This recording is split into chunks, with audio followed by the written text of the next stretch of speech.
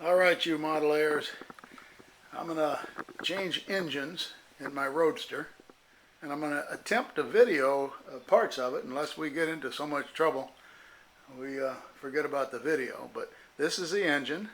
I brought it from Michigan. I'm in South Carolina, and she's going in this Roadster just because it has a cracked block in the water jacket. It's probably been 40 years and it's been patched ever since, and I have to patch it every 1 to 2 or 3 years with an epoxy, and I'm tired of that, so I got me another engine, and we're going to try and put her in. That means the hood's coming off, the radiator, the light bar, the floorboards, and the starter, and then we'll try to take that baby out. Well, I do have a young guy going to come over. He lives down the street. He's going to help me, big strong kid. And the other helpers that they're going to show up, they're in their late 80s. So I don't know how much lifting they're going to do. But anyway, I got the hood off. I got those radiator braces off. And I unsoldered the headlamp wiring, drained the radiator, and I'm going to take that headlamp bar off now, and then I guess later the radiator. Those bottom fasteners are kind of hard to get to. Okay, somehow I got the radiator off, and got some of the wiring disconnected.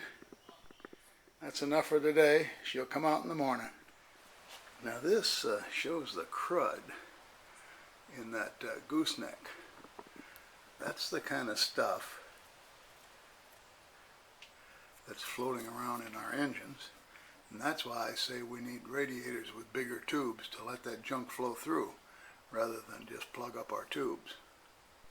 Alright, 2 of my mechanics showed up. How old are you, Dick Daly? About 90. About 90? And what about Dick Silvera? About 90. You're about 92. Okay, well, I said earlier my mechanics were all 80.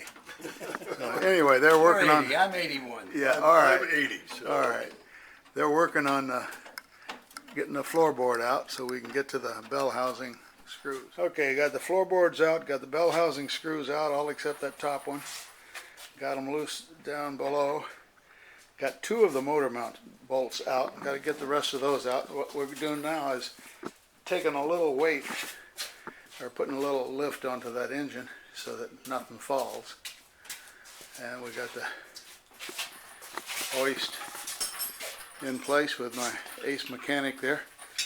Oh, look at him, boy, he's positioning it.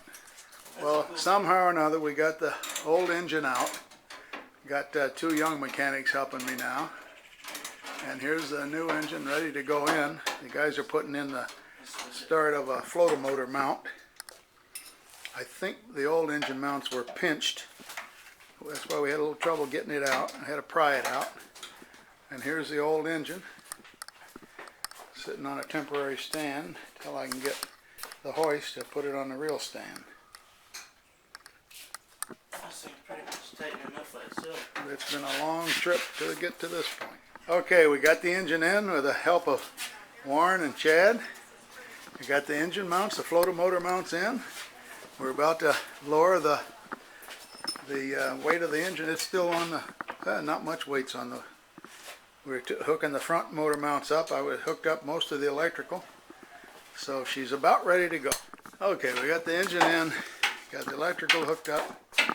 The battery, for some reason, or the starter for some reason, was jammed against the ring gear. We loosened it, should be okay now. I didn't know that could happen, putting in a starter could put it in jammed. But we're going to try and fire it up here before we put any water in it. It's locking up. That didn't sound like it was locking up. It sounded like my battery's too damn weak. Now let's put it in third and push, and I bet the fan moves. Pull it forward either way. No, she's locked up. Bring it to the right or left. Well, it only goes one way. To the right. Yeah. Locked up, huh? Tell me when. Right now. No, it's locked up. Okay. Yeah, it's locked.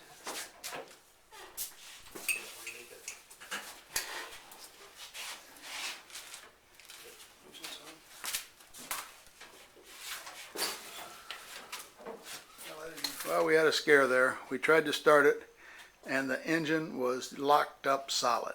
So we were afraid that it was a marriage between the transmission and the engine. We loosened that a little bit, and that wasn't it. As soon as we loosened the starter and took it out, the engine would turn with a crank.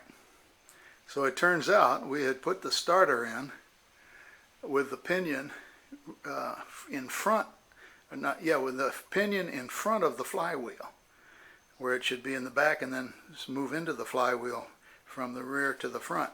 I didn't know you could put a starter in wrong like that, but it scared us, and we changed it, and we just fired it up, and it ran good. We got the exhaust hooked up, the radiator in, looks like there's no leaks. We'll put the shroud on in a minute. We did just take it for a ride, so she's hot. Sounded great. And we'll put the shroud on and start buttoning it up. Well, taking her for her maiden voyage, and she ran good. And I'll try and start it for you.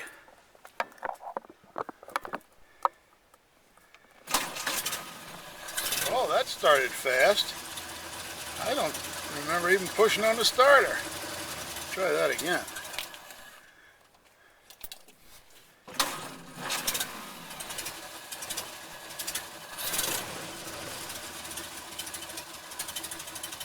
Oh, it sounds pretty good. We'll keep it. Alright, this is Chad's maiden voyage. First time he's ever driven a Model A. Oh yeah. He put an engine in. I guess he's entitled to drive a Model A.